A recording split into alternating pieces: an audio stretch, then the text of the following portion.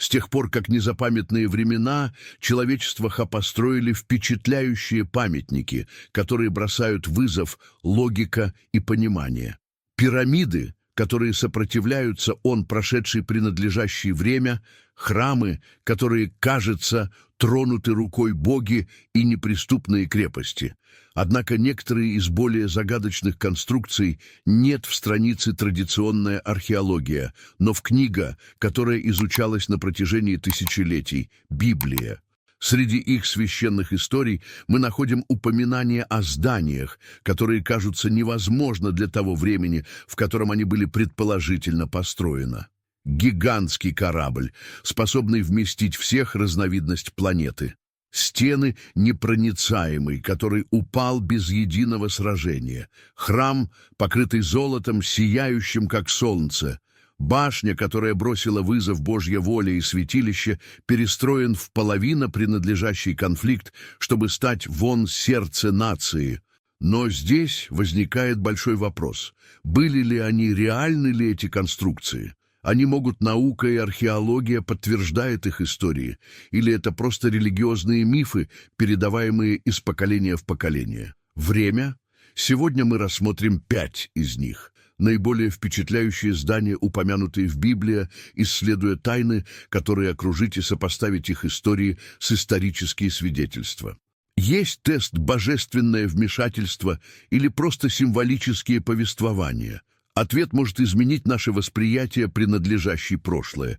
Теперь мы начинаем с одним из самых известных сооружений истории – Ноев ковчег, судно колоссальных размеров, которое, согласно Библии, спасенная человечность – самая большая катастрофа из всех рас. История Ноева ковчега – одна из самых известных в Библии. В соответствии с книги Бытия, Бог предупредил Ноя о потопе, который опустошит земля, и он приказал построить гигантскую лодку, чтобы спасти свое семейство и пара каждого вида животных. Но тут возникает неизбежный вопрос: как? Ной был в состоянии, без инструмента передовой, ни один знания в области военно-морской техники, чтобы построить корабль таких размеров. Священное Писание описывает ковчег с точными размерами: 300 локтей в длину, 50 локтей шириной и 30 локтей, что составляет приблизительно 135 метров в длину, 22 метра в ширину и 13 метров в высоту. В другие словами, современное грузовое судно или 4-этажное здание. За время который должен был быть построенный, аналогичная лодка оказалась немыслима. Древесина, без металлическое усиление, ни технологии герметизации продвинутой, имеет тенденцию деформироваться и пропускать воду. Однако некоторые теоретические исследования предполагают, что Ной мог, применив комбинацию прочной древесины и натуральных смол для обеспечения водонепроницаемости, структурировать и поддерживать его плавучесть. На протяжении всего годами археологи и исследователи пытались найти вещественные доказательства существования ковчега. В соответствии с традицией, лодка сел на мель гора Арарат, в текущей Турции, когда воды из потопа они спустились. В 1959 году турецкий летчик захватил аэрофотоснимки строя скалистый с силуэтом, удивительно похожий на корабль. Спустя десятилетия, в 2010 году, группа исследователей христиан заявил, найдя остатки окаменевшего дерева в область, которая сгенерировала большие дебаты в археологическое сообщество. Однако на сегодняшний день нет никаких доказательств, убедительно доказывает, что Ноев ковчег действительно существовал. Многие историки полагают, что история наводнения могли иметь основанный на предыдущих событиях, таких как наводнение из Черного моря назад тысячи лет, которые могли бы казались глобальным катаклизмом для цивилизации рядом. Другие предполагают, что библейское повествование имеет корни в месопотамских историях даже старше, как эпос о Гильгамеше, в котором также упоминается Великий потоп и спасительный ковчег. Но для верующих истинная важность Ноев ковчег не лежит в его физическое существование, но вон послание, которое он передает, символ веры, послушания и спасения в времена кризиса. Однако Ноев ковчег не единственное библейское сооружение, которое бросает вызов логика и наука. Вон в следующей главе мы исследуем таинственные стены Иерихона, неприступную крепость, которая, согласно Библии, упала так, как никто смог объяснить до сегодняшнего дня. Иерихон – один из самых старых городов мира, история которого насчитывает более 10 тысяч лет. Расположен в текущий западный берег, его имя связано с одним из самых загадочных эпизодов Библии. В соответствии с историей в книге Иисуса Навина, когда израильтяне прибыли в город после его исхода из Египта, они обнаружили стены неприступной, который защищал город. Но вместо того, чтобы прибегнуть к военному нападению, Бог дал своеобразное указание – маршировать вокруг город 1 раз в день в течение 6 дней, и вон 7-й – окружи его 7 раз, коснитесь трубят в трубы и кричат изо всех сил. Это невероятно, что, по словам библейской истории, стены Иерихона рухнули немедленно после принадлежащей громовой звук трубы и крики город. Израильтяне вошли без сопротивления и взял город. Эта история на протяжении столетий озадачивала историков и археологов. Как могло случиться, что столь прочное оборонительное сооружение пало без боя? За раскопки в Иерихоне они раскрыли данные удивительно. В начале, принадлежащий 20 век, британский археолог Кэтлин Кеньон обнаружены останки укрепленного города, который пострадал внезапный крах, обрушившиеся стены и доказательства большой огонь, который совпадает с библейское описание разрушения город. Однако Кеньон сказал, что датировка этих останков не совпала с временем, в которой, согласно Библии, Иисус Навин и израильтяне захватили бы Иерихон. Другие археологи, такие как Брайант Вуд, оспаривают это. Заявление, утверждающее, что хронология вывода Ага подходит с библейской историей. За пределами в результате археологических дебатов возникли различные теории, пытающиеся объяснить крах стены. Некоторые ученые полагают, что землетрясение могло быть причиной краха, который бы произошло как раз тогда, когда израильтяне совершили их ритуал. Другие предполагают, что вибрации, произведенные звуком трубы и крики, могли вызвать эффект резонанса в структуре стены, ослабляя их до тех пор, пока они не рухнут. Однако до тех пор, пока до сих пор нет однозначного объяснения того, что же произошло на самом деле в Иерихоне. Для верующих падение стены Иерихона – это показание о силе веры и божественное вмешательство в историю Израиля. Для скептики это археологическая загадка, которая все еще ждет ясного ответа. Но это не единственный библейский памятник, о котором идет речь. В следующей главе мы рассмотрим величественный храм Соломона, один из самых удивительных конструкций древности, величие которой все еще резонирует в истории. Среди всех зданий, упомянутые в Библии, мало что вызывало столько изумления и мистицизма, как храм Соломона.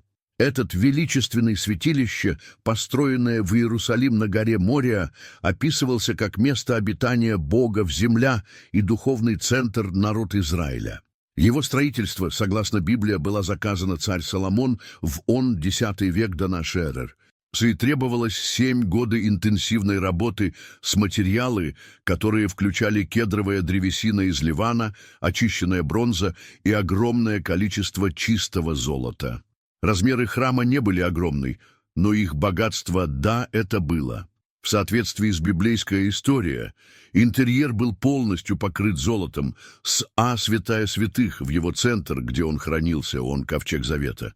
Впечатляющие скульптуры херувимов золотой, они охраняли это священное место, и только первосвященнику разрешалось входить туда 1 раз в год. Библия описывает, что когда храм был завершен, божественное облако спустилось на него как знак того, что Бог там было принял.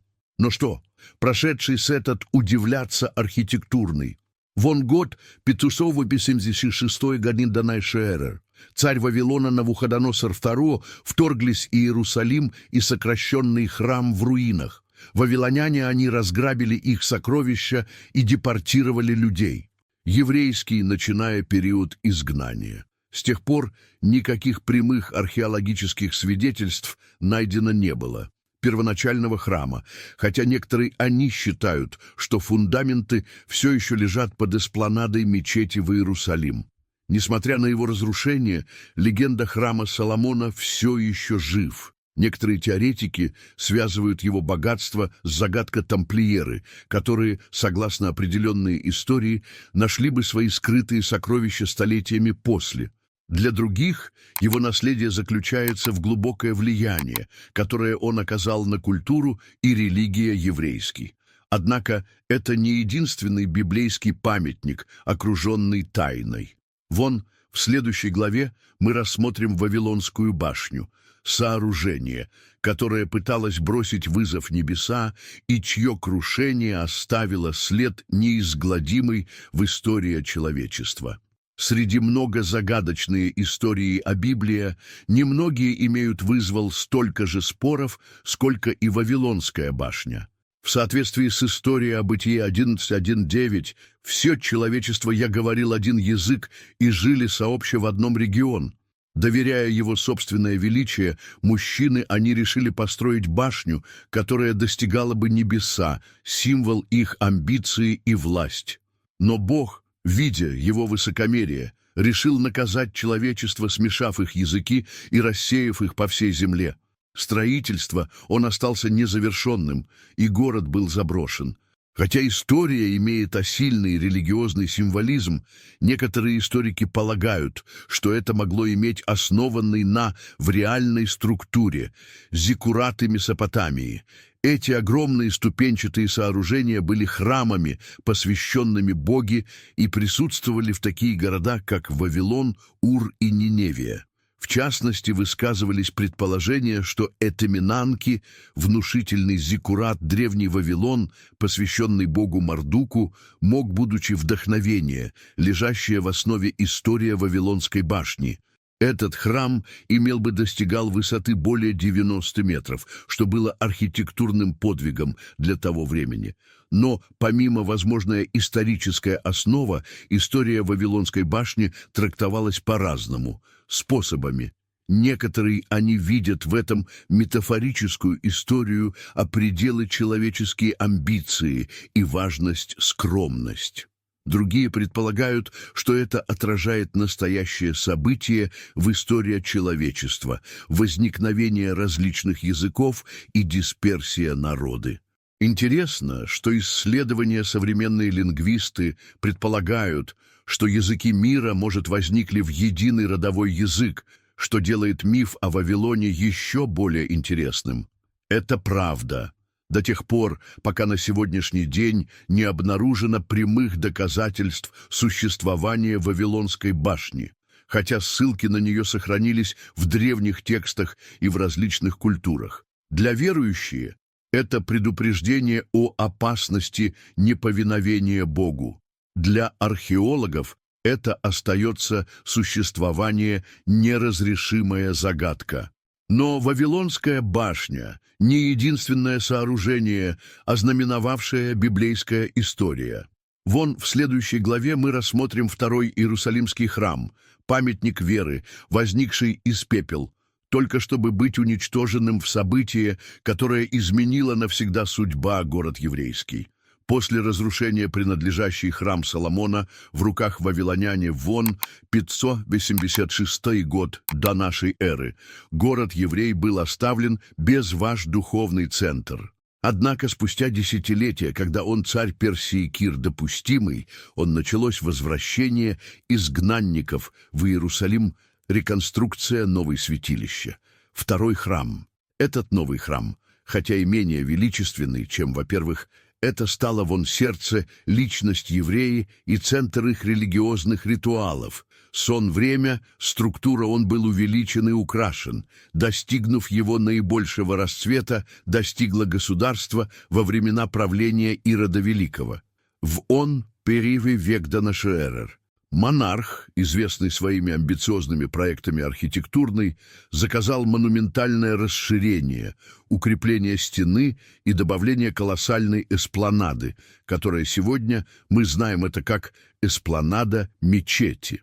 Говорят, что размеры храма Ирода – это преобразованный в одном из чудеса древнего мира, с позолоченными фасадами, сверкавшими на солнце. Но эта слава не длилась вечно. Вон год 70-го года нашей эры, после восстания еврей против римское правление, император Тита заказал разрушение храма. Римские войска разграбили город, подожженный он святилище, и разрушено почти весь Иерусалим. Осталось только одно фрагмент внешней стены, которая стоит сегодня. Мы знаем, как стена плача, а священное место для иудаизма до сегодня. Конец второго храма отмеченный, а поворотный момент в истории еврейский. Без его религиозный центр город-еврей рассеян даже больше, что приводит к возникновению того, что известно как еврейская диаспора. На протяжении столетий реконструкция храма был тоска внутри традиции еврейской и его важность продолжать, будучи предметом политических и религиозных споров в текущие события. Но история на этом не заканчивается. После проанализируйте эти впечатляющие библейские конструкции. Пришло время сделать последнее размышление. Были ли эти здания свидетелями божественных чудес или просто великих достижений инжиниринг древний, завернутый в священных историях? Вот в чем вопрос, который мы завершим наше расследование. На протяжении всего истории человечества построили памятники, которые бросают вызов логика и причина. Но мало зданий у них есть, породили столько же тайн, сколько и те, что описаны в Библии. Из Ноева ковчега, лодка колоссальной, предположительно построенной в первобытные времена, до необъяснимой стены Иерихона, которые пали без единого сражения. Из величественный храм Соломона, покрытый золотом, до Вавилонской башни, символа человеческие амбиции, и второй Иерусалимский храм, святилище, которое вновь появилось, а затем исчезло в пламя. Вопросы продолжаются. Открыто. Были ли эти конструкции реальные или просто истории с символическая цель? Можем ли мы доверять археологии, чтобы найти доказательства его существования? Или есть вещи, которые мы никогда не сможем объяснить с уверенностью? Для верующих эти памятники являются образцом божественной силы и Божьего вмешательства в историю. Для скептики мифологические истории, повествования, переданные через время сильная культурная ценность. Это правда, что с этим или без этого окончательное доказательство. Эти истории существовали на протяжении тысячелетий, формируя веру миллионов и оставление следа, неизгладимой в цивилизации. Но теперь вопрос к вам. Какая из этих конструкций, как вы думаете, он действительно существовал?